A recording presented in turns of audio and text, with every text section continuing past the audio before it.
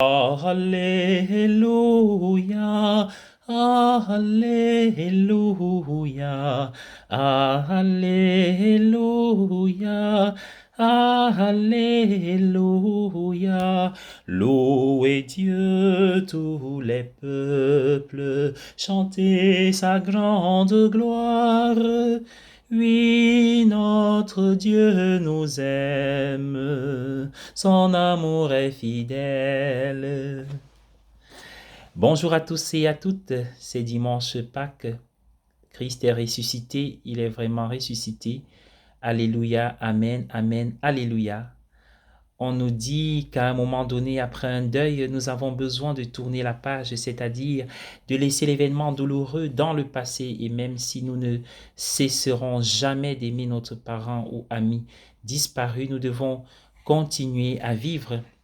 Ce processus commence avec les funérailles. Nous portons le corps de notre frère ou de notre sœur à son lieu de repos, comme le dit la liturgie des funérailles. D'une manière étrange, ce lieu de repos est aussi un lieu de repos pour nous. C'est douloureux et pourtant c'est un réconfort de se rendre sur la tombe. Notre chagrin peut s'y concentrer. Lorsque pour une raison ou une autre, il n'y a pas eu de funérailles, lorsque la personne est portée disparue et présumée morte, il y a une sorte de douleur sans fin qui ne peut jamais être clôturée. Ce que les disciples ont trouvé le premier dimanche matin de Pâques, c'est un tombeau vide. Il n'y a pas eu de clôture. L'affaire a pris une toute autre signification. Ce devrait être le début d'une histoire et non la fin. La nouvelle histoire ne serait pas il est mort, mais il est ressuscité. Jésus n'appartiendrait pas seulement au passé, il ne serait jamais laissé de côté pendant que nous poursuivons notre vie. Il est ressuscité, il nous précède. Ce n'est pas une fermeture, mais l'ouverture à un nouveau type de vie. Alléluia. C'est le cri des chrétiens depuis le début et de manière ininterrompue à travers les âges. Alléluia, Alléluia. Ils le prononcent, les chrétiens, différemment selon les endroits, mais c'est toujours le même mot hébreu. Il signifie louer Dieu. Louer Dieu, c'est une exclamation de joie. C'est le mot qui exprime la vision fondamentale de la vie d'un chrétien. Est-il réaliste d'être toujours positif et joyeux comme cela?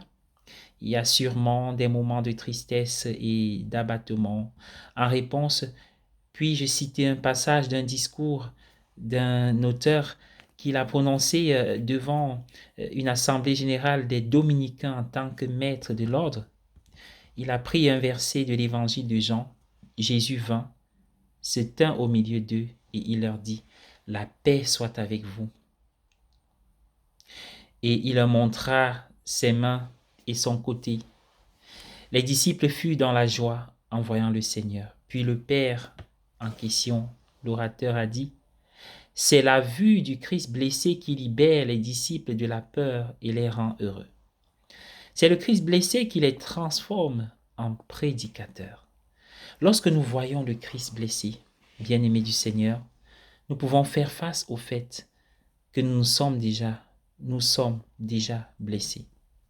Peut-être avons-nous été blessés par notre enfance en grandissant dans les familles dysfonctionnelles ou par notre expérience de la vie religieuse, par des tentatives d'amour ratées, par des conflits idéologiques dans l'Église, par le péché. Chacun d'entre nous est un prédicateur blessé. Mais la bonne nouvelle est que nous sommes des prédicateurs parce que nous sommes blessés. Il y a un écrivain anglais, Gerard Vann, l'un des plus célèbres écrivains dominicains sur la spiritualité dans le monde anglo-saxon depuis la Seconde Guerre mondiale. Ce monsieur a lutté toute sa vie contre l'alcoolisme et la dépression. C'est pourquoi il avait quelque chose à dire. Nous avons une parole d'espoir et de miséricorde parce que nous en avons eu besoin pour nous-mêmes. Sur mes étagères, j'ai un livre écrit par un vieux dominicain français intitulé « Les cicatrices », « The Scars » en anglais. Dans ce livre, il raconte comment il est venu au Christ à travers les blessures de sa vie. Et quand il me l'a donné, il a écrit une dédicace. En effet, il dit pour X qui sait que les cicatrices peuvent devenir les portes du soleil.